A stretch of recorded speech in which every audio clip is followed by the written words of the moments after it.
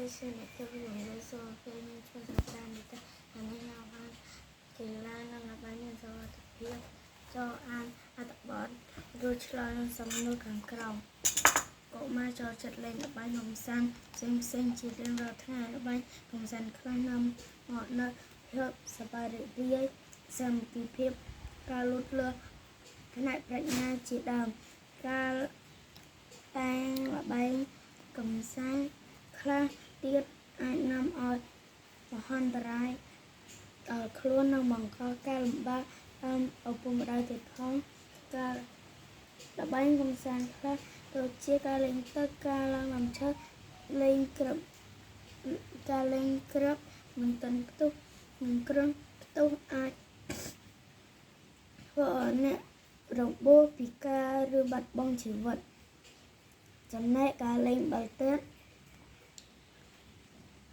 តាមទីសាធារណៈពិសេសតាមចិញ្ចើមផ្លូវអាចនាំឲ្យខ្លួនអ្នកមានគ្រោះថ្នាក់អាចបង្កគ្រោះមហន្តរាយដល់អ្នកដទៃផងដែរល្បែងកំសាន្តខ្លះផ្ដល់អត្ថប្រយោជន៍ច្រើនណាស់ការលេងកីឡាបាល់ទះបាល់បោះវិស័យលោតរន្ទះហាត់ប្រាណអាចធ្វើឲ្យអ្នកលេងមានសុខភាពល្អប៉ុន្តែការលេងកីឡាកុំបីរកកន្លែងសមរម្យទើបមានសុវត្ថិភាពរីឯការកំសាន្ត